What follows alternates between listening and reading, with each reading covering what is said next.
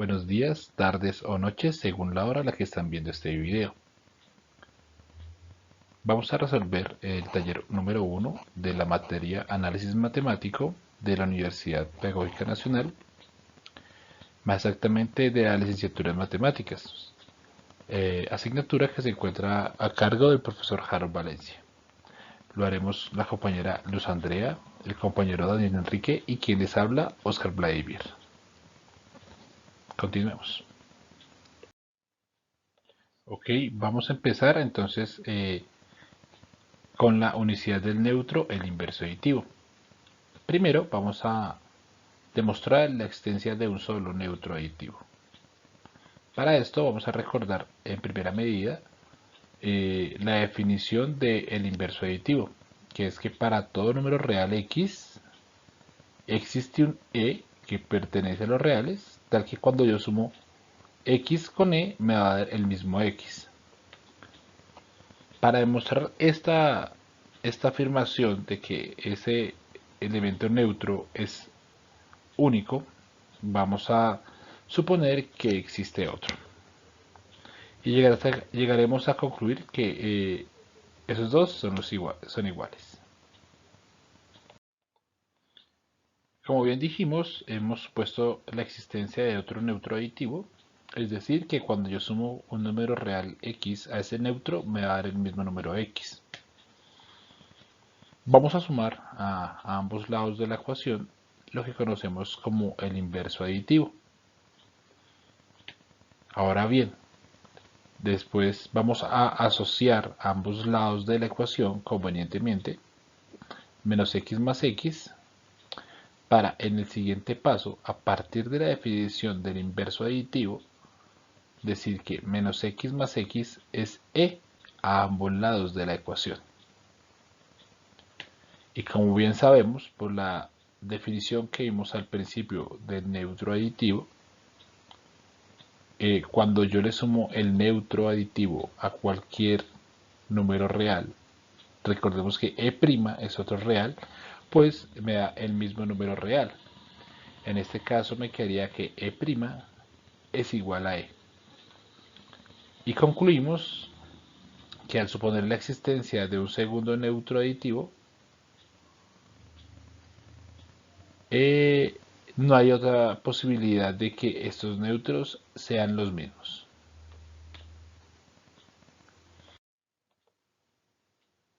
Bueno, ahora vamos a probar que cada número real posee solo un inverso aditivo, que era el otro punto que nos correspondía en el taller. Recordemos que el inverso aditivo es que para cualquier número real existe otro número real, tal que si yo lo sumo, el resultado va a ser el neutro aditivo. Para probar que este es uno solo, o bueno, que es uno solo para cada uno de los números reales, supondremos la existencia de un segundo número real que llamaremos z, que al sumarlo con el x nos va a dar e. Y llegaremos a concluir que son exactamente los mismos. Bien, como ya dijimos, vamos a suponer que existe otro inverso aditivo para x, que lo llamamos z. Vamos a sumar en R ese número y, que es el inverso aditivo de x. Vamos a asociar convenientemente de tal manera que y más x más z sea igual a y más c. Vamos a aplicar la definición del inverso aditivo que tuvimos al principio, donde y más x es igual a e. Recordemos que los números reales, la suma es conmutativa para los números reales, entonces me da lo mismo tenerlo a izquierda que a derecha. Vamos ahora a aplicar la definición del neutro aditivo al lado derecho para que nos quede únicamente y. Y al lado izquierdo de igual manera aplicamos la definición del neutro aditivo y nos queda z. Por ende, podemos concluir que al suponer la existencia de un segundo inverso aditivo, no queda otra opción de que estos dos, x y y, sean iguales. Ahora bien, el otro punto que nos correspondió es el punto 4, la propiedad 2.1, que enuncia que un número de x que pertenece a los reales positivos, si solo si x es mayor que 0. Esto es una doble implicación, lo que nos dice o nos lleva a pensar de que debemos probarlo en ambos sentidos de la afirmación razón que nos están dando. Primero vamos a hacerlo de izquierda a derecha. Entonces, si x pertenece a los reales positivos, entonces x es mayor que 0. Esta se deduce muy fácilmente, porque recordemos que la definición de los números reales son los x mayores que 0. Entonces, como x pertenece a un número a los reales positivos, por la misma definición del conjunto de los números reales positivos, entonces simplemente x es mayor que 0. Ahora bien, ahora probaremos que si x es mayor que 0, entonces x pertenece a los reales positivos. Es decir, demostraremos esta implicación del lado izquierdo al derecho. Vamos a hacerlo negando la tesis para llegar a una contradicción. Como niego la tesis, entonces x no pertenece a los reales positivos. Si x no pertenece a los reales positivos, solamente le quedan dos opciones en el conjunto de los números reales. Que x pertenezca a los reales negativos o que x sea igual a 0. En el caso 1, miraremos que si x es igual a 0, entonces tenemos que x es igual a 0, que lo tomamos como uno de los casos, pero también tenemos que x es mayor que 0, porque es parte de lo dado en la demostración, para la demostración. Así que esto es una contradicción, porque recordemos que un número real solo puede solo puede ser o menor que 0, o igual que 0, o mayor que 0, pero nunca dos de estas condiciones al tiempo. ¿Pero por qué se da esto? Los números reales, en términos de conjuntos, se pueden definir de una manera disyunta entre tres conjuntos. El conjunto de los reales negativos unido con el 0, unido con el conjunto de los números reales positivos. Es lo que se enuncia en algunos libros como la disyunción de subconjuntos de los reales. Ahora bien, miremos el segundo caso, que x pertenezca a los reales negativos. Si x pertenece a los reales negativos, por la definición del conjunto de reales negativos, entonces x es menor que 0. Y nuevamente llegamos a que x es menor que 0 y x es mayor que 0. Es decir, estamos intersecando el conjunto de los reales negativos con el conjunto de los reales positivos. Y todos sabemos que eso no se puede hacer. Por ende, llegamos a concluir por reducción al absurdo que x pertenece a los números reales positivos. A continuación, tenemos también para resolver el ejercicio número 7, que nos dice demuestre el siguiente teorema. 3.1. Cuando el máximo existe, es único. Lo primero que haremos es determinar la existencia de un conjunto no vacío, donde diremos que sea A un conjunto no vacío. Lo segundo va a ser suponer la existencia de dos máximos en un mismo conjunto, donde sea alfa igual al máximo del conjunto A y un alfa prima que va a ser igual al máximo del mismo conjunto A. Luego vamos a determinar unos casos.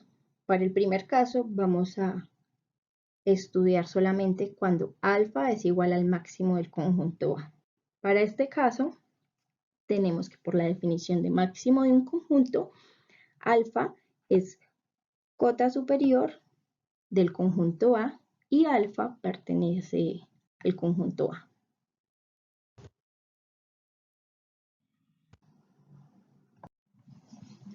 Continuando con esta demostración, entonces, por la definición de máximo de un conjunto, podemos decir que este alfa es la cota superior y por la definición de cota superior de un conjunto, alfa va a ser mayor o igual que un alfa prima.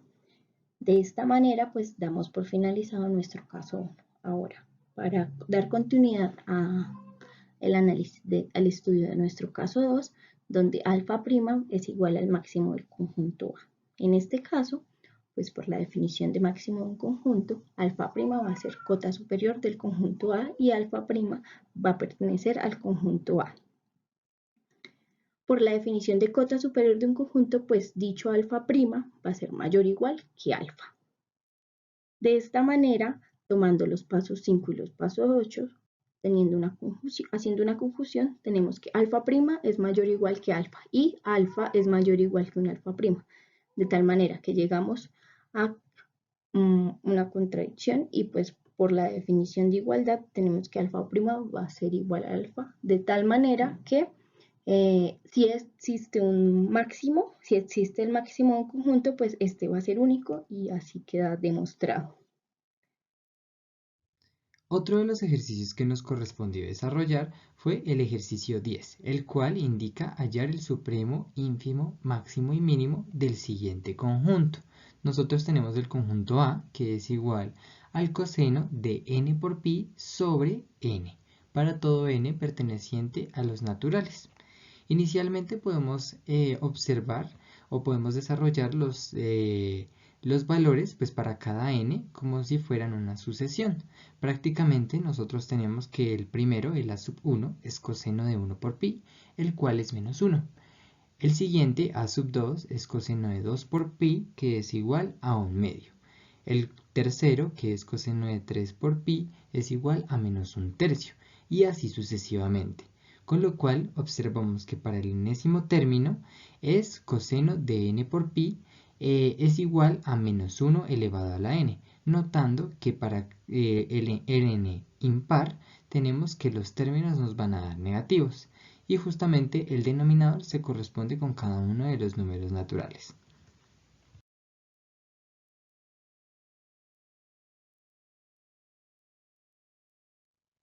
Si nos fijamos, además, podemos dar cuenta que podemos graficar cada uno de los términos de esta sucesión como si fuera pues prácticamente de manera gráfica, donde la coordenada en x vienen siendo cada uno de los números naturales y la ordenada vendría siendo pues el valor correspondiente de la sub n. En este caso pues tenemos el a sub 1 como 1 menos 1, el a sub 2 como 2, 1 medio, el a sub 3 como 3, menos 1 tercio y así sucesivamente.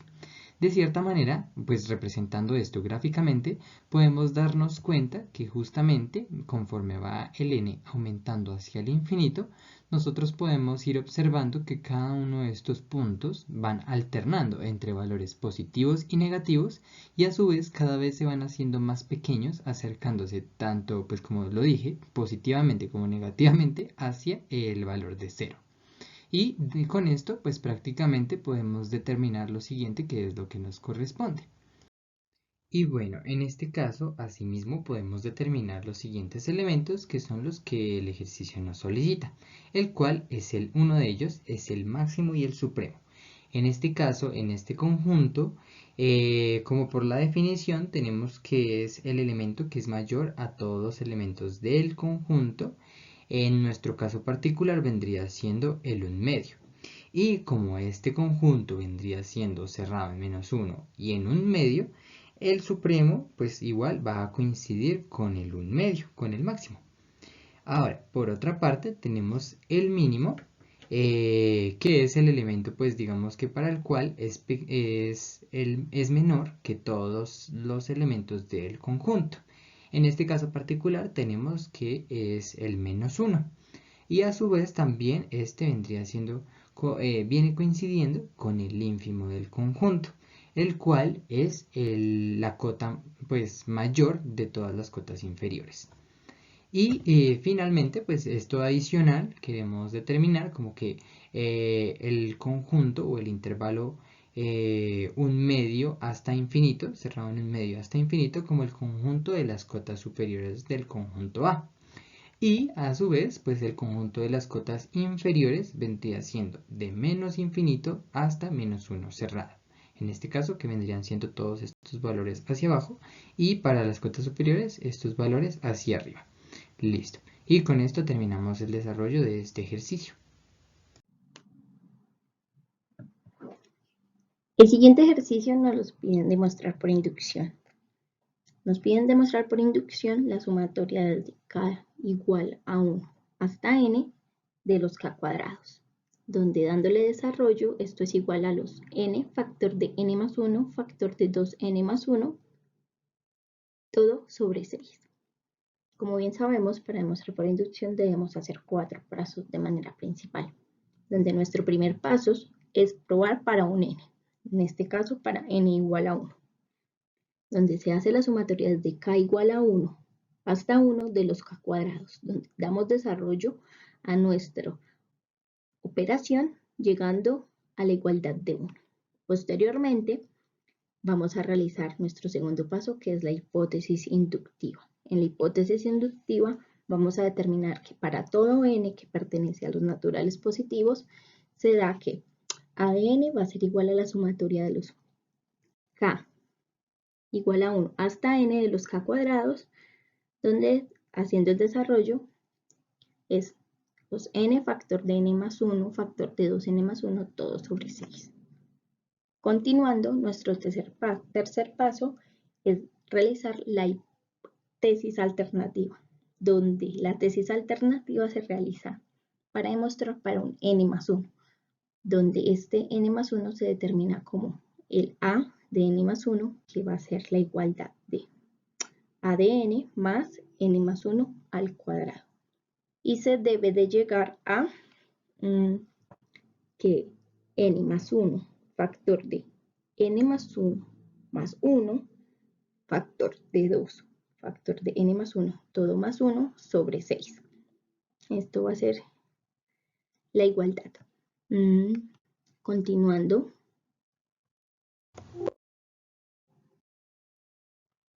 Ahora nuestro siguiente paso es desarrollar la tesis alternativa reemplazando la hipótesis inductiva. Entonces, reemplazamos la hipótesis inductiva de a de n, que es a n de n más 1 factor de 2n más 1 sobre 6 más el n más 1 al cuadrado que tenemos. Desarrollamos donde vamos a distribuir en el costado derecho de nuestra igualdad el primer n, donde distribuimos n por n nos da n cuadrado y n por 1 nos da n. Luego de esto vamos a distribuir nuestro siguiente factor, donde n cuadrado por 2n nos da 2n cubo, donde n cuadrado por 1 nos da n cuadrado. Siguiendo, n por 2n nos da 2n cuadrado y n por 1 nos da n. Dejamos el resto de la igualdad de la misma manera para continuar desarrollando paso a paso. Ahora amplificamos por 6 tanto en el numerador como en el denominador para dejar una igualdad en nuestros. Como ya dejamos en término común, procedemos a desarrollar la parte derecha de nuestra igualdad, donde sabemos que n al cuadrado es igual al n más 1 al cuadrado es igual al primer término al cuadrado más 2 veces el primer término por el segundo más el segundo término al cuadrado. De tal manera que después de hacer este desarrollo podemos distribuir nuestro 6 quedando 6n al cuadrado más 12n más 6. Posterior a esto, pues ya podemos reagrupar los términos de manera conveniente, donde aquí tenemos nuestro 2n al cubo más n cuadrado más 2n al cuadrado más n más 6n al cuadrado más 12n más 6, todo sobre 6. De esta manera, pues dándole desarrollo a nuestra parte superior, pues nos queda de la forma 2n al cubo más 9n cuadrado más 13n más 6 sobre 6. Pero en realidad, el simplificarlo de esta manera, de pronto no nos va a mostrar la forma que queremos llegar de la demostración. Entonces vamos a proceder a amplificar de tal manera que sea conveniente para realizar la factorización y llegar a nuestro resultado esperado.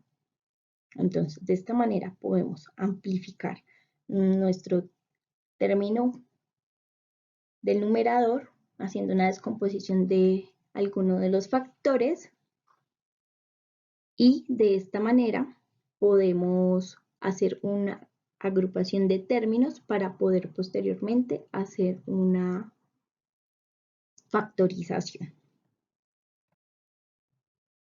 Entonces, continuando, como habíamos dicho, vamos a agrupar nuestros factores convenientes para realizar la factorización de tal manera que en la primera parte de nuestra igualdad vamos a factorizar 2n y en la segunda parte vamos a factorizar el número 3. Manteniendo nuestra igualdad, nos procedemos a mirar que tenemos dos términos comunes, donde n cuadrado más 3n más 2 es factor de 2n y n cuadrado más 3n más 2 es factor de 3. Procedemos a factorizar nuevamente de tal manera donde ya tenemos que 2n más 3 es factor de n cuadrado más 3n más 2, todo sobre 6 y nuevamente podemos realizar la factorización de nuestro segundo término de la igualdad quedando como n más 1 factor de n más 2. De esta manera nosotros podemos continuar y amplificar algunos de nuestros términos para poder dar un toque parecido a la igualdad que queremos llegar. Entonces cambiamos el orden, quedando en orden de n más 1 factor de n más 2, factor de 2n más 2 más 1 y reorganizando los términos de nuestro paréntesis, determinamos que n más 1 factor de n más 1 más 1, amplificando este n más 2 como n más 1 más 1 y este 2n más 2 factorizando 2 en nuestra primera parte del paréntesis, quedando 2 factor de n más 1, por fuera 1 más 1. Aquí vemos que llegamos a la igualdad de nuestra sumatoria desde k igual a 1 hasta n más 1 de los k cuadrados, siendo este la igualdad de los a n más 1. Y pues de esta manera llegamos a lo esperado. Por último, el ejercicio que nos correspondió es demostrar el siguiente teorema. Todo subconjunto de un conjunto numerable es numerable. En este caso específicamente es, si A es numerable y B está contenido en A, entonces B es numerable. Inicialmente vamos a poner nuestro antecedente, el cual es sea A un conjunto numerable y B contenido en A. Vamos a analizar ciertos casos para A. Inicialmente vamos a determinar que este conjunto va a ser un conjunto, el conjunto A va a ser un conjunto infinito, ya que si este fuera finito, hay un teorema que nos indica que todo subconjunto de un conjunto finito es finito. Por lo tanto, esta demostración termina siendo trivial. Por lo tanto, pues digamos que en este caso, al ser A un conjunto infinito, lo vamos a establecer o a determinar como una sucesión de términos A sub n infinita. Entonces, siendo A sub 1, A sub 2, A sub 3, etc. Posteriormente, ahora vamos a analizar los casos pues para el conjunto B. Si B es finito o vacío, pues es finito, por lo tanto vendría siendo numerable por la definición de conjunto numerable. Ahora, en el caso hipotético de que, en el siguiente caso, en el caso 2, en el que este fuese diferente de vacío, pues aquí viene ya lo que sigue. Aquí vamos a determinar un número n sub 1 como el menor número natural para el cual el a sub n sub 1 va a pertenecer al conjunto B. Posteriormente vamos a determinar otro n sub 2, el menor número natural, tal que n sub 2 sea mayor que n sub 1, para el cual el número a, o el elemento a sub n sub 2 va a pertenecer a B. Y así vamos sucesivamente a determinar los siguientes elementos. ¿Qué sucede? Entonces estamos estableciendo una sucesión de términos, los cuales vendrían siendo, en este caso, pues digamos que asociados a los números naturales. Y asimismo estamos estableciendo un orden entre estos términos. Es decir, que el n sub 1 va a ser menor que el n sub 2, va a ser menor que el n sub 3 y así sucesivamente van a ser menores que el a sub k y el a su vez va a ser menor que pues, los que siguen. Y todos estos términos van a terminar perteneciendo al conjunto B. Por lo tanto, el conjunto B estaría conformado de los elementos a sub n sub 1, a sub n sub 2, a sub n sub 3 y así sucesivamente. Y ahora, como consecuencia, entonces vamos a analizar el conjunto de los n sub 1, n sub 2 y n sub 3 y así sucesivamente. ¿De acuerdo? Entonces, si este conjunto está acotado, entonces el conjunto B también lo estaría. Por lo tanto, si está acotado, termina siendo finito. Y por la definición de conjunto numerable, este termina siendo numerable. Pero en el caso del que este conjunto n sub 1, n sub 2, n sub 3 no estuviera acotado, entonces B es numerable. ¿Por qué? Porque el conjunto n sub 1, n sub 2, n sub 3 es evidente una relación o una función que es 1 a 1 con el conjunto de los números naturales. Y pues en consecuencia también podemos seguir estableciendo como tal una especie de función compuesta y que vendría siendo inyectiva del conjunto de los naturales al conjunto B. Y pues así finalmente estaríamos demostrando que el conjunto B es numerable. Muchísimas gracias.